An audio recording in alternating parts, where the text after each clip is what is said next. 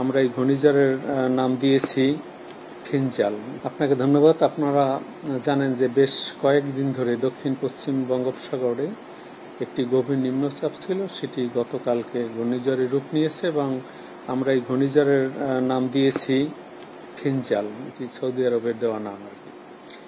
এই ঘূর্ণিঝড়টি ঘূর্ণিঝড় রূপী, যেখানে বাতাসের গতিবেগ থাকে ৬২ কিলোমিটার থেকে ৮৮ কিলোমিটার প্রতি ঘন্টায়। এই ঘূর্ণিঝড়টি দক্ষিণ পশ্চিম বঙ্গোপসাগরে অবস্থান করছে এবং ক্রমশ উত্তর পশ্চিম দিকে অগ্রসর হচ্ছে এবং আজকে ঘূর্ণিঝড় রূপী সে ভারতের তামিলনাড়ু পুদুচেরি নামক এলাকার দিয়ে উপকূল অতিক্রম করতে পারে সন্ধ্যা নাগাদ, এবং সেখানে বাতাসের একটানা গতিবেগ ৭০ থেকে ৮০ কিলোমিটার হতে পারে, যেটি দমকা বা ঝোড়ো হাওয়া আকারে ৯০ কিলোমিটার পর্যন্ত উন্নীত হতে পারে। তবে এই ঘূর্ণিঝড়ের প্রভাবে বাংলাদেশের উপকূলীয় এলাকা, বিশেষ করে খুলনা, বরিশাল এবং চট্টগ্রামের কোথাও কোথাও একটু ঝিরিঝিরি বা অতি সামান্য বৃষ্টি হতে পারে। এছাড়া এর কোনো বড় প্রভাব বাংলাদেশে পড়ার কোনো সম্ভাবনা নেই।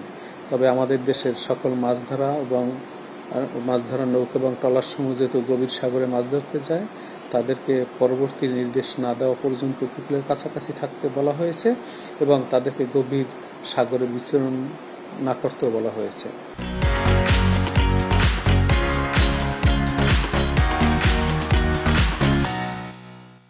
আর এই যে ঘূর্ণিঝড়, তার চারিদিকে সাগর খুব উত্তাল রয়েছে এবং এই ঘূর্ণিঝড়টি প্রায় ১২ থেকে ১৫ কিলোমিটার বেগে উপকূলের দিকে, বিশেষ করে উত্তর তামিলনাড়ু কোস্ট বরাবর অগ্রসর হচ্ছে।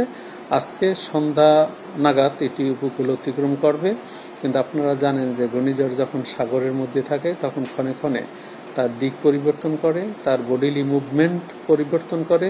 কখনো সে একদম প্র্যাকটিক্যালি স্টেশনারি থাকে, অর্থাৎ কোনো রকম মুভমেন্ট না করে একই জায়গায় থেকে সে আবর্তন করতে থাকে। সেই কারণে কোনো কোনো সময় এই ঘূর্ণিঝড়ের উপকূল অতিক্রম করার সময় কখনো কখনো ডিলে হয়, আবার যদি গতিবেগ বডিলি মুভমেন্ট বলি আমরা, সেটি যদি বৃদ্ধি পায় কখনো কখনো আর্লিয়ারও সে উপকূল অতিক্রম করে ফেলে। আগামী ৪ ডিসেম্বর থেকে দেশের উত্তর অঞ্চল এবং দেশের পশ্চিম অঞ্চলের তাপমাত্রা কমে গিয়ে শীতের অনুভূতিটা একটু বেশি বৃদ্ধি করতে পারে বলে আমরা মনে করি।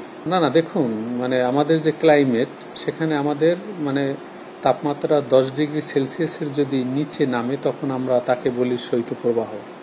এখন পর্যন্ত তেঁতুলিয়াতে 10.3 ডিগ্রি সেলসিয়াস পর্যন্ত নেমে এসেছে এবং আমরা ৪ তারিখের পর বিচ্ছিন্নভাবে কোথাও কোথাও তাপমাত্রা 10 ডিগ্রি সেলসিয়াসের নিচে নেমে আসলে এবং তা যদি অ্যাটলিস্ট 2 দিন স্টে করে, তখন আমরা তাকে সাধারণত শৈত্যপ্রবাহ বলে থাকি। তবে আমরা মনে করি যে ডিসেম্বরের ফার্স্ট উইকের শেষের দিকে তাপমাত্রা কোথাও কোথাও, বিশেষ করে পঞ্চগড়, লালমনিরহাট, দিনাজপুর, ঈশ্বরদী, চাঁপাইনবাবগঞ্জ, এইসব অঞ্চলের তাপমাত্রা 10 ডিগ্রি সেলসিয়াসের নিচে নেমে আসার সম্ভাবনা তৈরি হয়েছে।